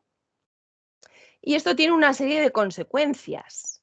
Una de las consecuencias clarísimas y que están relacionadas con las leyes de la termodinámica, en concreto con la segunda ley, es que a medida que vamos extrayendo metales y materiales de las minas, pues lo que queda va estando más disperso, más diluido, y tenemos que extraer pues más cantidad de roca inerte para obtener la misma cantidad de cobre que obteníamos pues hace 10 años, hace 20 o hace 100 años. Aquí tenemos curvas que hicimos en varias tesis doctorales de distintas minas del mundo, en donde vemos cómo se ha reducido la ley de mina, es decir, la concentración de ese elemento a nivel mundial, cómo se ha reducido de acuerdo con los años y cómo ha aumentado la energía necesaria para extraer esos elementos. Fijaros, la minería es fundamentalmente fósil, porque tiene que mover unos camionazos gigantescos para extraer toda esa roca inerte, ¿de acuerdo? Y poder obtener el máximo de lo que tenemos dentro, ¿no? Entonces están basadas en diésel, aunque también en electricidad, y esto es una energía fósil. Luego, si estamos reduciendo las leyes de mina porque se están agotando, estamos aumentando exponencialmente la energía asociada a la extracción. Tenemos dos exponenciales. La primera, más minerales extraídos para abastecer pues una economía que está devorando los recursos, y segundo, que cuanto más diluida esté la mina, más exergía necesitamos, es decir, más consumo energético, más emisiones de CO2. Así que no está claro que si seguimos así, el cambiar a una transición verde pues vaya a reducir de forma efectiva las emisiones de CO2. Quizás a nivel local sí, pero si lo miramos a nivel global y en una perspectiva de medio tiempo, pues probablemente no sea el caso. Así que realmente existen unos límites minerales a esa transición energética o a esa tercera o cuarta revolución industrial. Y nosotros hemos evaluado esos límites, hemos hecho varios estudios y hemos visto, por ejemplo, que la demanda de aquí al 50 podría ser mayor que las reservas actuales, pues para estos elementos de aquí. Es decir, que tenemos cuellos de botella, no uno, sino tenemos tantos cuellos de botella a medida que vayamos avanzando en el tiempo, tantos cuellos de botella como elementos hay en la tabla periódica. Así que suenan las alarmas. Listado de materiales críticos. La Unión Europea pues saca de vez en cuando listado de una serie de elementos que considera que son absolutamente fundamentales para esa transición tan deseada. Y fijaros, ese listado empezó en el 2011, creo, luego hubo en el 14, en el 17 y ahora ha habido uno en el 20. Bueno, pues en el 11 había 14 elementos, ahora estamos hablando de 30. Y es que dentro de 3 años probablemente hablaremos de 40. O sea, al final, realmente los materiales críticos van a ser absolutamente todos. ¿Por qué? Pues porque el consumo es exponencial. Por ejemplo, unos datos que daba ese informe que he apuntado antes de la Unión Europea. Para las baterías de los vehículos eléctricos y el almacenamiento de energía en 2030, la Unión Europea necesitará 18 veces más de litio y 5 veces más de cobalto. Y en el 50, 60 veces más de litio, 15 veces más de cobalto y 10 de tierras raras en imanes permanentes. ¿Cómo se sustenta esto en unas minas que son limitadas? Pues nadie lo sabe. Entonces, señal de alarma, riesgo de suministro de materias críticas. ¿Qué hacemos? ¿Qué hacemos? Economía circular, ese es últimamente la palabra de moda, economía circular. Todo el mundo se apunta a la economía circular. Vamos a ver qué es eso de la economía circular y qué pegas tiene. Pues resulta que la economía circular lo que nos dice es que tenemos que reutilizar los materiales una y otra vez de forma cíclica. Pero cuando te enfrentas a la realidad resulta que muy poco se recicla. Esos elementos que hemos hablado que son esenciales para las tecnologías limpias, resulta que están aquí en la tabla en rojo. Y esta tabla en rojo, estos son las tierras raras junto con el escandio y el itrio, ¿vale? Estos son elementos como el germanio, el galio, fundamentales para la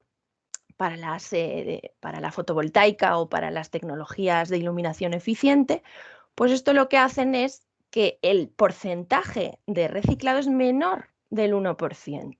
¿Y por qué esto es así? Pues primero, porque lo que tenemos actualmente en los equipos es una quimiodiversidad. ¿Cuál es la tendencia? Mayor número de productos y materiales con mejores prestaciones, sí, con reducción en tamaño y peso, sí, pero ¿a costa de qué? A costa de utilizar una cantidad ingente de elementos químicos. Hablamos que un teléfono móvil puede tener 30 o más elementos que son raros en el mismo y son imposibles de reciclar funcionalmente. ¿Cómo vamos a reciclar miligramos de oro o miligramos de germanio, de indio, etcétera? Es imposible hoy en día. Hicimos una evaluación de distintos equipos, evaluando pues, digamos, el contenido evaluado exergéticamente el contenido de esos elementos críticos frente a ventas. ¿Y cuál es la conclusión que llegamos? Pues una paradoja que dices, esto hay que hacérselo mirar. Las tecnologías más eficientes energéticamente son menos sostenibles desde un punto de vista de materiales. Un ejemplo que vamos a entender claramente. La bombilla incandescente está formada pues, por un casquillo de zinc de aluminio, un poco de wolframio y poco más, y vidrio. El fluorescente, que es 5 veces más eficiente que la bombilla energéticamente hablando, pues además de eso tiene tierras raras y tiene mercurio. Y los LEDs, que son 10 veces más eficientes que las bombillas incandescentes, tienen indio, galio, arsénico, germanio, tierras raras. Imaginaros cómo reciclar todo eso que hay en un LED, pues es imposible. Y los fluorescentes se reciclan no porque tienen tierras raras, sino que se reciclan porque tienen mercurio que es tóxico. Es decir, actualmente solo se recicla porque o se reciclan las sustancias para evitar que esos elementos pues, lleguen a los acuíferos, a la atmósfera, etcétera. No porque podamos recuperar esos elementos, no nos engañemos. Yo he visto en una planta de reciclaje un bote de mercurio de medio litro más o menos, que es todo el mercurio recogido de los fluorescentes. ¿Y sabéis qué hacen con ese mercurio? Pues lo llevan a vertedero. ¿Y por qué? Pues porque la legislación dice que como es un residuo no se puede volver a reutilizar. Así que existen unos límites a la economía circular y nosotros, atendiendo a las leyes de la termodinámica, atendiendo a la segunda ley, decimos, lo siento, pero no existe la economía circular. Es un mito, es un bello, digamos, mito al que deberíamos aspirar. En realidad lo que tenemos es una economía espiral. Voy acabando.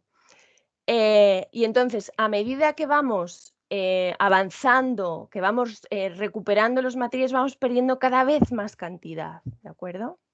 Y ya acabo con una serie de reflexiones finales. Podéis decirme, bueno, ¿y qué tenemos que hacer?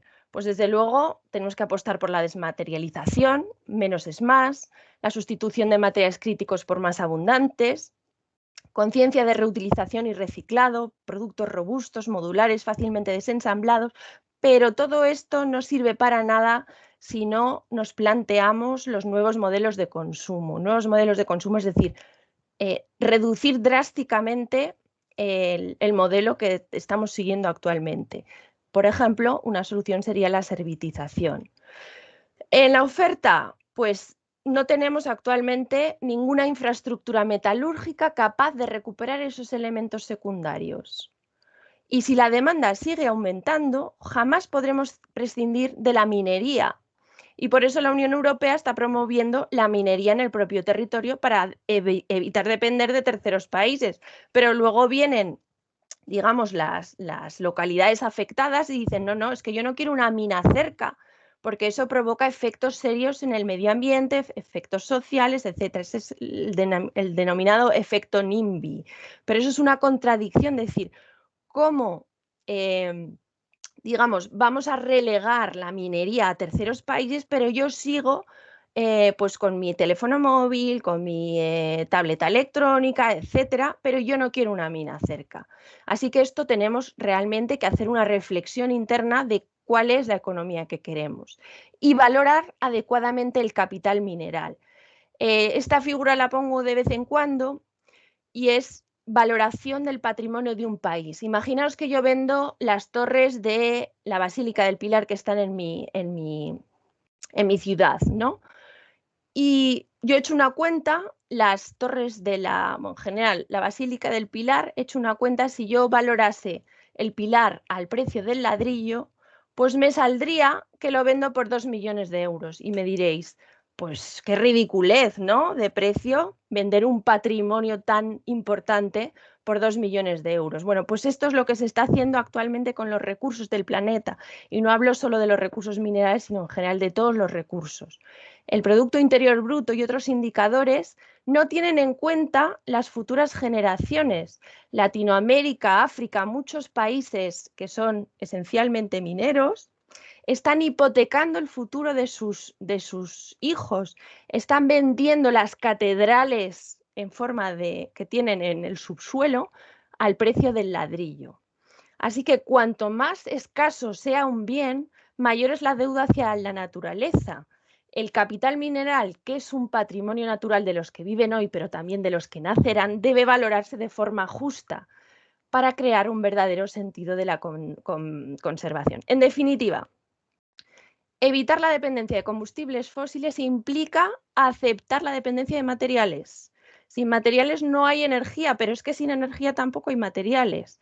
Y las soluciones son necesariamente multidimensionales y complejas, porque no solo entra en juego materiales, energía, medio ambiente, sino que entra en juego problemas sociales de la minería que son muchísimo más complejos y de los que yo pues no me atrevo ni siquiera a asomarme. No hay tiempo para volver a cometer los fallos del pasado. No hay tiempo porque estamos en una espiral exponencial y eso el coronavirus por fin nos ha dado una lección de qué es la función exponencial. Así que nosotros lo que llamamos es que tendríamos que ir hacia una economía inspiral. Muchas gracias por vuestra atención y estoy disponible para vuestras dudas. Muchas gracias, Alicia. Muchas gracias por tu intervención. Bueno, pues como hemos comentado al principio, ahora se abre un turno de palabras, de intervenciones por vuestra parte. Entonces, ir levantando un poco la mano así a través de la...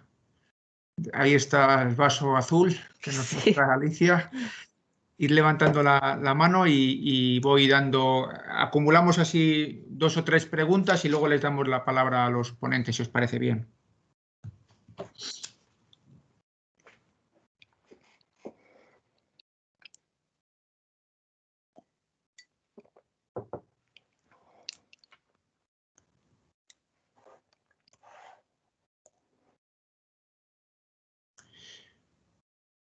A ver.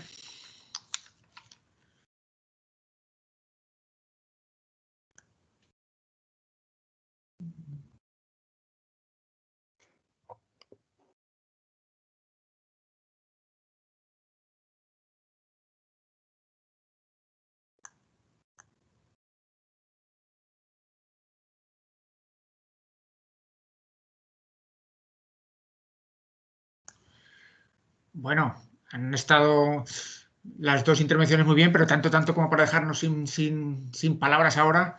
A ver.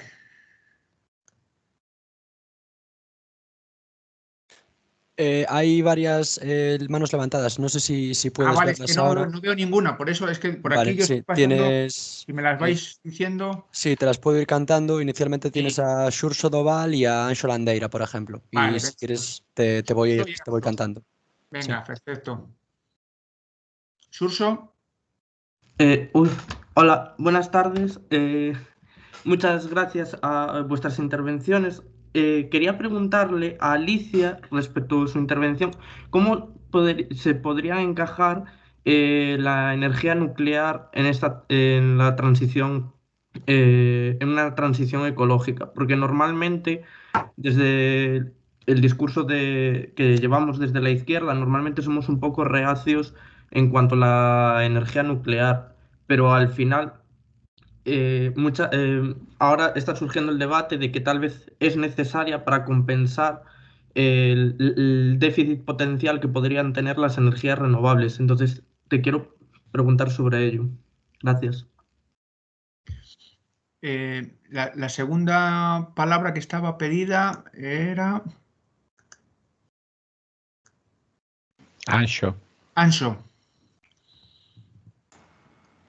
Bueno, igual que Xurxo, agradeceros vuestras intervenciones en los dos y mi pregunta es también para Alicia. Dado que en el futuro va a haber una mayor escasez de estos materiales, ¿no? De que cada vez se van a ir acabando, entonces, si la demanda se mantiene o incluso aumenta, ¿no? Como bien vimos en la presentación, el precio de estos materiales subiría, haciendo que muchas empresas tengan problemas para desarrollar sus actividades con normalidad. ¿Hasta qué punto sería lógico pensar que... Perdón. Vale. Sigo. ¿Hasta qué punto sería lógico pensar que estas empresas, bueno, tanto empresas como los estados, serían capaces de buscar alternativas para seguir desarrollando las actividades que hacen hoy en el día a día, pero con o bien otros materiales diferentes o simplemente otras formas diferentes que permitan reutilizar esos materiales o sustituyéndolos por otros más reutilizables, etcétera.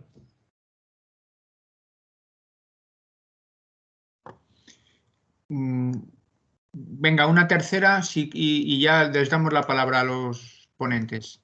Josefina Anjo es la tercera palabra que veo pedida. Vale, gracias. Bueno, muchas gracias a todos. Está resultando fenomenal las jornadas y quería preguntarle a Alicia que en este contexto que nos ha planteado ella, ¿qué depara para poniendo el foco en la nanotecnología para, pues eso, como las posteriores etapas? Y a la vez también, ¿qué solución ve un poco para no cometer el mismo error que se cometió, por ejemplo, con el plástico, con la intervención de los nanomateriales en la industria? Bueno, pues cuando queráis, entonces, Alicia y Santi. Bien, si quieres empiezo yo.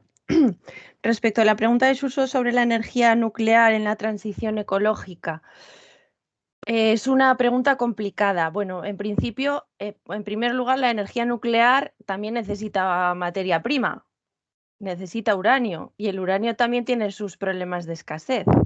Así que, bueno, pues tarde o temprano igualmente va a tener, pues se va a enfrentar a esos límites físicos. Y luego está el problema de qué hacemos con los residuos.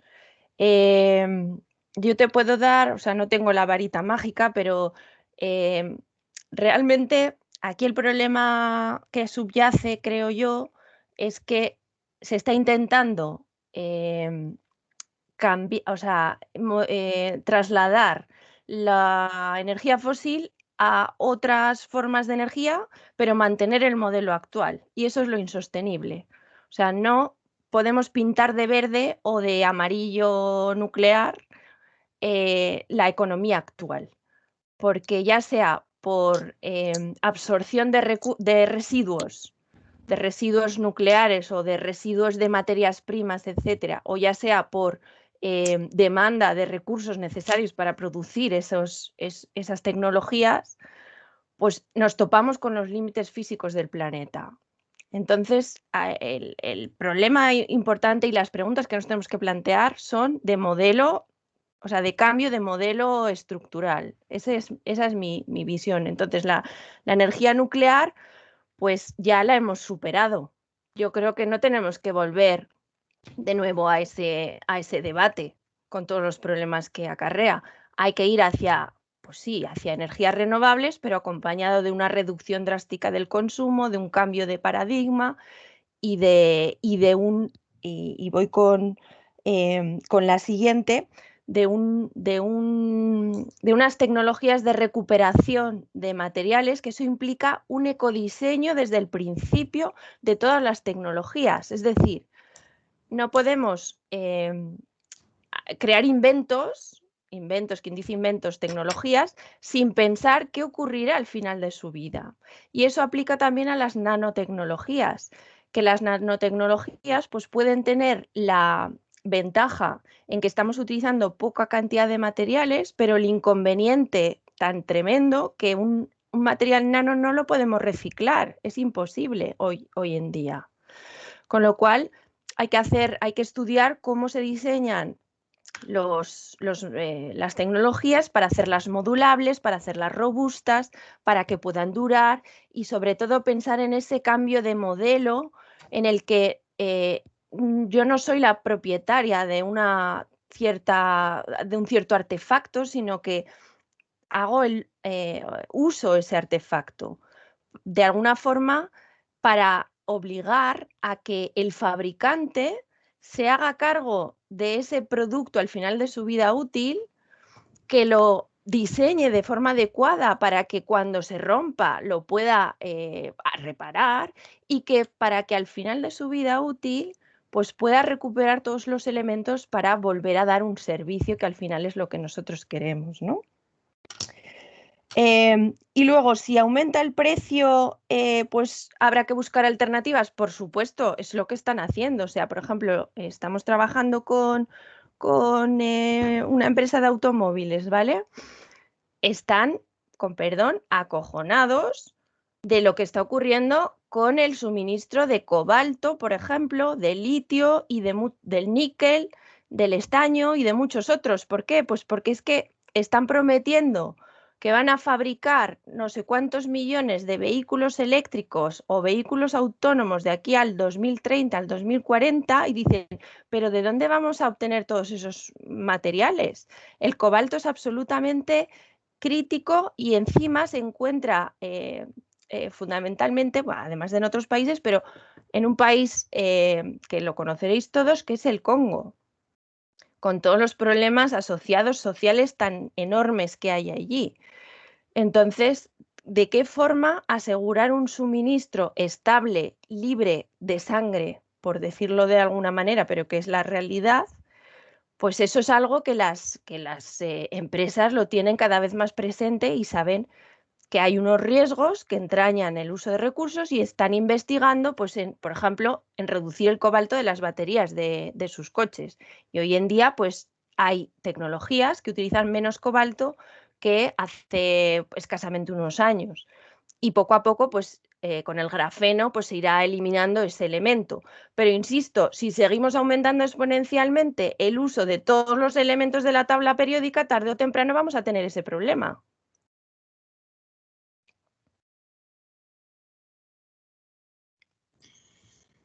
Muy bien. Si Santiago quiere ¿Más? añadir algo más. Sí.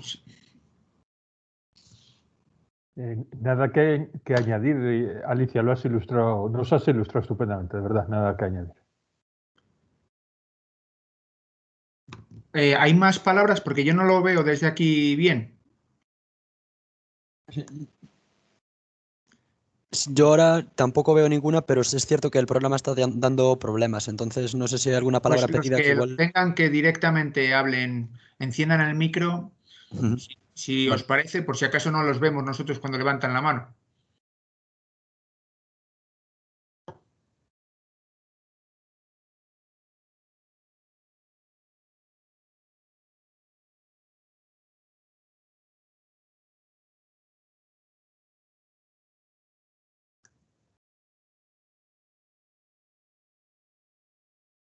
Elena Carbonell acaba de levantar la mano. Pues Elena, cuando quieras.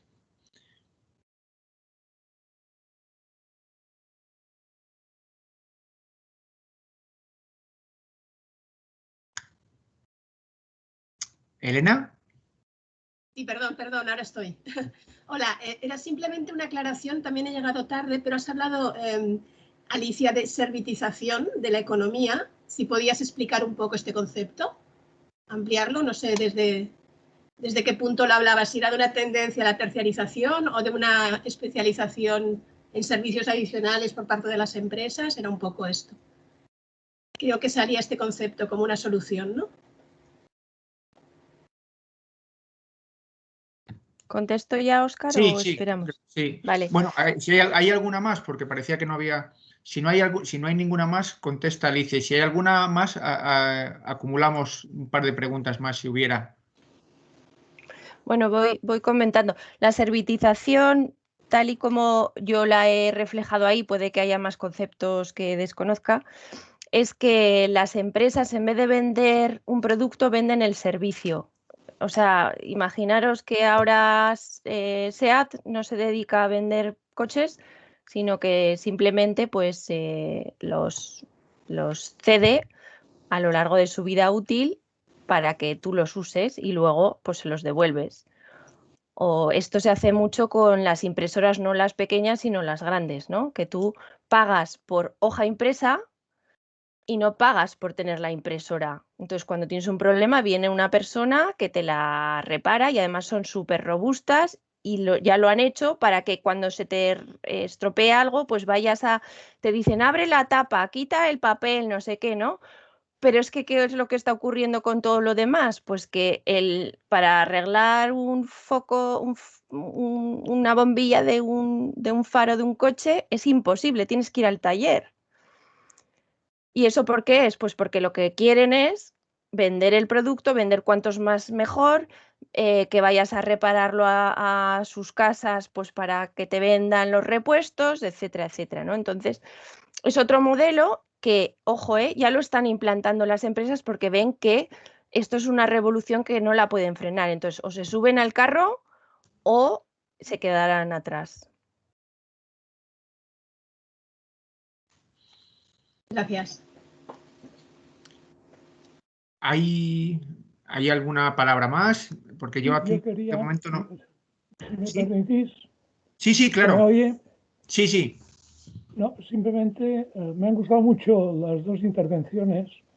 La verdad es que no tengo nada que preguntar o que criticar, pero sí observar algo que me parece importante desde mi formación estándar, que es el del valor económico, que yo siempre me tomé muy en serio y siempre denuncié que se hacían patochadas y basura en la mayor parte de textos de micro. Tiende a revalorizarse si tenemos en cuenta que el valor económico hay que contar lo positivo o lo negativo, si no, no vale, está mal hecho. Es decir, que el precio del petróleo de una máquina no es solamente el precio de venta, sino también los costes escondidos. Las deseconomías externas hay que contarlas. Y ese es uno de los asuntos que en términos de izquierda generalmente lo hemos trabajado muy poco. Yo desde mi rigor en lo que se refiere a valor económico en serio, con independencia de régimen económico dominante, pues ya desde hace muchos años planteaba que eso del valor económico se podía predicar desde las tribus antiguas hasta el mundo romano, etcétera, siempre ajustando, teniendo en cuenta ciertos principios de la realidad. Y creo que en la economía actual es fundamental que no nos inunden con esto de que es una basura intolerable y que tengan en cuenta pues, que los valores correctos de los bienes deben tener en cuenta su coste de valor, costes de oportunidad negativos, etcétera, en su vida final. Nada más, simplemente es una invitación a de que ese es un tema serio y que en la economía no vamos a resolver todo, pero por lo menos que nuestras ideas y nuestros planteamientos sean rigurosos y no sean aquello fundar o barrer por un PIB que está mal hecho por razones que ya sabemos y que hemos denunciado a menudo. Nada más, gracias. Gracias, Alfonso. Sí. Hay varias palabras pedidas. Está Vale. Aitor Muiños y Xoán Doldán. Así Perfecto. que... Aitor. Sí, ¿se me escucha bien? Sí. Yo quería comentar sobre el último que comentó Alicia de la servitización de las empresas. Si no crees que me parece un buen futuro hacia las que pueden desarrollar las empresas, pero ¿no crees que las empresas pueden jugar con la obsolescencia programada para tener un servicio a mayores?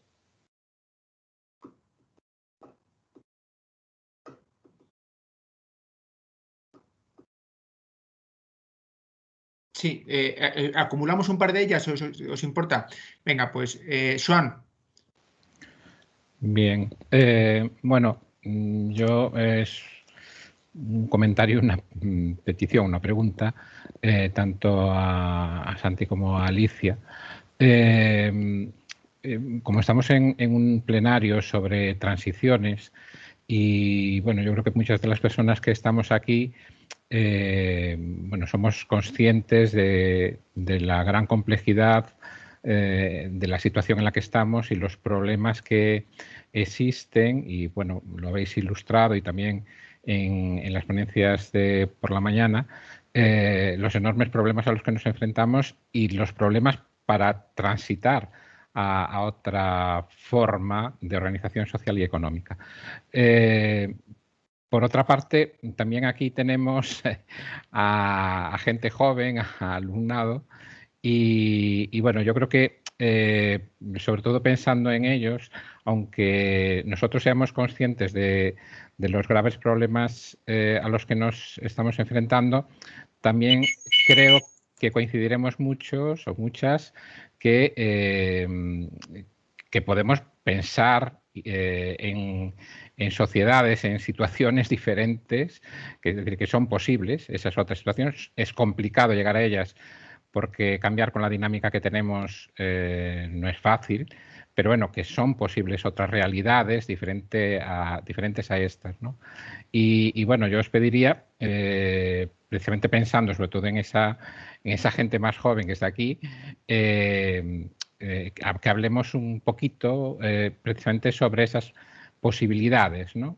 Algunas cosas habéis dicho, pero me gustaría que a lo mejor hablaseis un poco más, ¿no? Porque quizás, y sobre todo por alguna intervención que ha habido de gente más joven, puede intuirse que realmente ve muy difícil una situación diferente a la que ahora tenemos o la que teníamos hasta hace poco, ¿no? Y que como si fuese posible retomar algunas dinámicas del pasado, ¿no? Cuando estamos viendo que mantenerlas o retomarlas pues no es fácil, ¿no? Que hay que crear otras dinámicas, ¿no?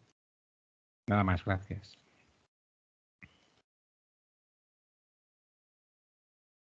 Pues si queréis contestad a ya Santi y Alicia.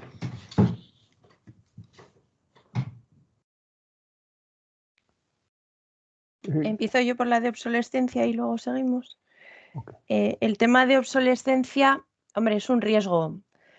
Yo he visto, bueno, no lo llamaría obsolescencia, pero sí mi cuñado, por ejemplo, por mostrar un caso, digamos, cercano, pues que con el tema del leasing, cada 6 meses le dan un coche nuevo y cada vez pues está...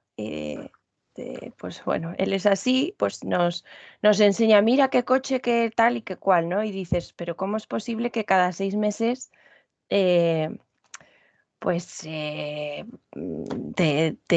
digamos, ¿qué hacen con los coches que todavía son nuevos? Cuando a mí me dura, el que tengo lleva 14 años y espero que me dure mucho más, ¿no? Entonces sí que eso es un tema a ver, pero yo no lo llamaría tanto obsolescencia programada porque es que a los fabricantes no les interesa que ese coche se estropee. O sea, ya verán qué van a hacer con ese coche, pues lo van a subciclar, entre comillas, se lo darán a las clases más bajas entre las que yo me encuentro. Es decir, pues para mí ese coche de 6 meses que tú has descartado me va muy bien, ¿no? Pero bueno, hay que...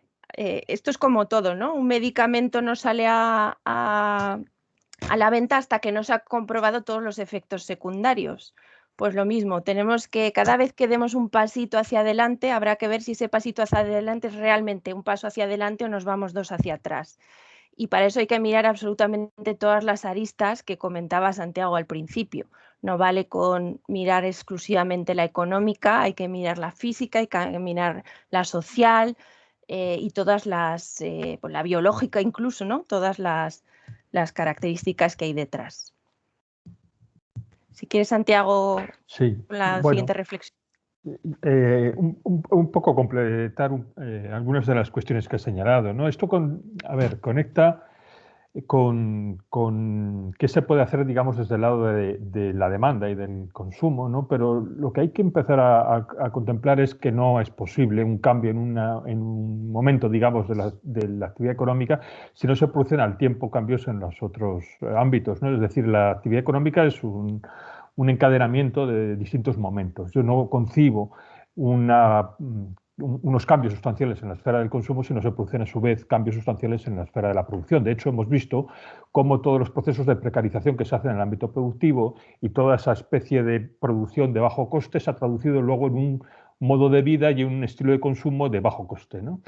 Y cuando antes estabais señalando lo de la servitización, Bueno, en el fondo de lo que se estaba planteando es lo que Rifkin llamó la economía del acceso, ¿no?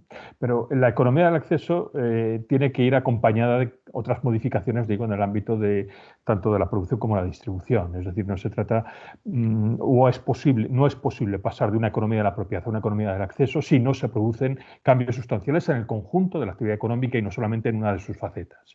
Esa sería la primera cuestión que quisiera completar, en línea de lo que tú misma, Alicia, nos has estado mostrando, porque proponías precisamente además cambios en las dos vertientes, tanto en la vertiente de la demanda como en la vertiente de la producción, ¿no? Y en este sentido es donde podemos entender también las dinámicas de la obsolescencia, una obsolescencia que no se refiere únicamente a cuestiones técnicas y funcionales, sino también psicológicas. Es decir, en la sociedad consumista, que no es sino la otra cara del productivismo que se da en el ámbito extractivo y de la producción, pues se funciona con la obsolescencia psicológica para promover una renovación incesante de productos que podrían durar muchísimo más. El caso de los teléfonos y de los ordenadores es muy evidente, ¿no? Donde muchas veces lo que hacemos son procesos de sustitución rápida, no tanto porque dejen de funcionar, como por que también tiene un componente simbólico y de construcción, ¿no? de elementos de identidad que son muy importantes y que deben ser considerados en estos procesos.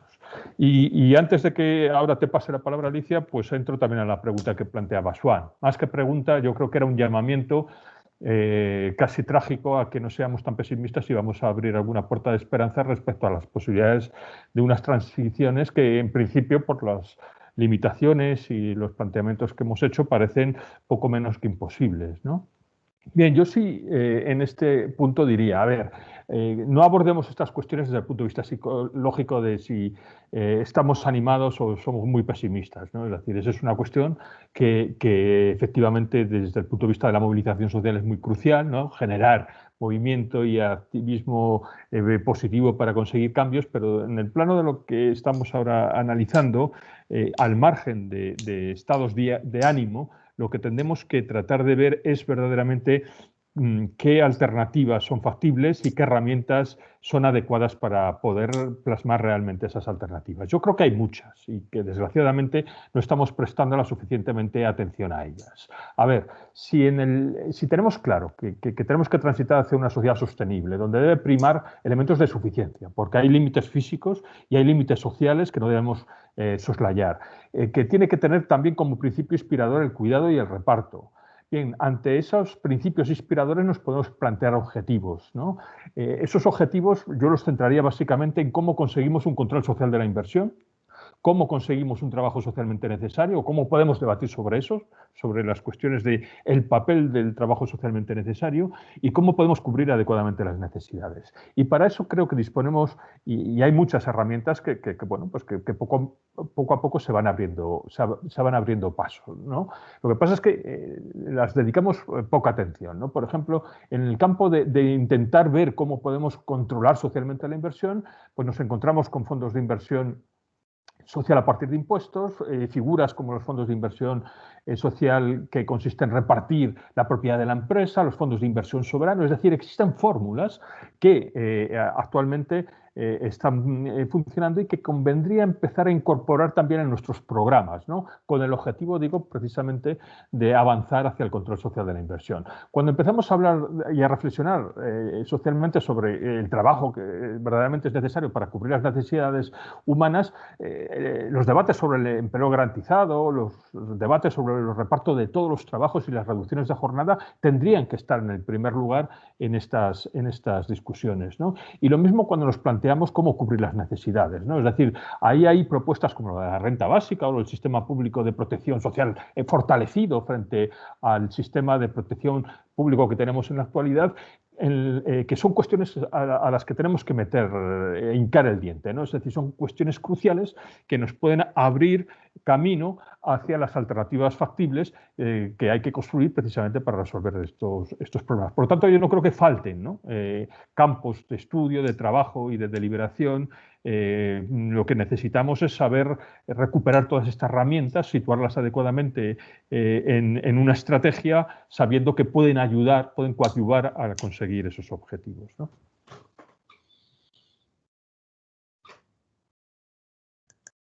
Yo soy completamente legal en la materia pero hay una corriente que creo que podría ser interesante, aunque como no soy economista, pues no puedo opinar demasiado sobre ella, y es el tratar de poner impuestos, mayores impuestos a los recursos y menos al trabajo. O sea, cambiar el sistema impositivo. Porque de alguna forma, si tú pagas más por lo que más le ha costado a la naturaleza, pues lo vas a conservar más. Y lo mismo, si tú pagas más por aquello que le cuesta absorber a la naturaleza, pues tendrás que pagar más. Es decir, una economía de la reposición, una economía que ponga en valor a los recursos y no al ingenio humano. Entonces, si lo que hacemos es, no se trata de que al final digamos, paguemos el doble, sino cambiar, y esto digamos, los que sabéis de estas cosas, pues entiendo que es algo muy complicado de hacer y tendría que hacerse a nivel global, pero no poner impuestos al trabajo, es decir, favorecer la contratación, etcétera, y que pues la electricidad no sea tan barata como lo es hoy, que las materias primas no sean tan baratas, que contaminar no sea prácticamente gratis. Entonces yo veo que ahí puede ser una de las soluciones, además, digamos, de las más tecnológicas que ya he apuntado al principio. Pero insisto que no soy experta en la materia y casi vosotros me podéis iluminar más al respecto. Si me dejáis un momento. Si no hay Sí, Alfonso, sí. Solamente, totalmente de acuerdo con lo que acaba de apuntar Alicia, y una idea concreta que a mí me irrita enormemente. El IVA para reparaciones se paga el 20%. Me parece un disparate absoluto dentro de la línea que estaba apuntando. Es decir, llevar un electrodoméstico a repararlo no debería pagar IVA, escuche. Es un disparate. Disparate como la copa de un pino, pero aquí no se enteran los que mandan, no los que hacen las leyes. Nada más. Hay una palabra más de Pablo Adrián Gómez, si no me equivoco. Muy bien, Pablo. Nada, en primer lugar, muchas gracias por las intervenciones. Mi pregunta es para Alicia. Bueno, en tu intervención, Alicia, hablaste del problema de los coches eléctricos, porque se aumenta exponencialmente el consumo de cobalto y litio. Bien, mi pregunta es la siguiente. ¿Crees que compensa sustituir las emisiones de CO2 de un coche convencional a cambio de un aumento de la extracción de cobalto y litio para la fabricación de coches eléctricos, con la consecuencia de la posterior inclusión de tales minerales en la lista de materiales críticos de los que tú hablaste? Gracias. Bueno, esos cálculos los queremos hacer en una tesis doctoral, todavía no los tengo, pero a ver, yo te puedo dar mi punto de vista. Sí al coche eléctrico, pero el coche eléctrico ecodiseñado, es decir, un coche eléctrico ecodiseñado y basado en la servitización, en el sentido de que las baterías deberán primero utilizar el menor número posible de elementos críticos y que además esos elementos críticos los podamos recuperar en el fin de vida. No como ahora, que hemos hecho estudios de un vehículo y tenemos aproximadamente 200 euros en oro, por hablar de otro elemento que lo conocemos bien. 200 euros en oro, pero no están en la guantera para cogernos y llevárnoslos. Están en toda la superficie del vehículo y en unas cantidades tan pequeñas que es prácticamente imposible recuperar, es imposible recuperarlos. Entonces así no podemos seguir. El coche eléctrico sí, porque no contamina las ciudades, cosa que es positivo, pero antes que el coche eléctrico, la bicicleta, eso que vaya por delante. Pero sí, tenemos mejor coche eléctrico, siempre y cuando ese coche eléctrico no lo fabriquemos en millones y millones digamos, de unidades y abarrotemos las ciudades de coches como está ocurriendo ahora, sino, digamos, hagamos un uso compartido del vehículo. Y segundo, que esos vehículos estén diseñados para recuperarse. Muy bien, pues si hay alguna palabra, última palabra ya, si os parece una última palabra, y si no, pues si quieren añadir algo Alicia o Santi. ¿Hay más palabras? ¿No? No, no hay. No. Bueno, pues acabaríamos puntuales, súper puntuales. Bueno, pues muchas gracias a todos y todas por vuestra asistencia. Muchas gracias a Alicia y a Santiago por sus magníficas ponencias. Y bueno, pues nos vemos mañana en la continuación de las jornadas. Un saludo a todos. Aplauso general. Aplauso Muchas general. gracias. Aplauso general. Chao. Chao. Chao.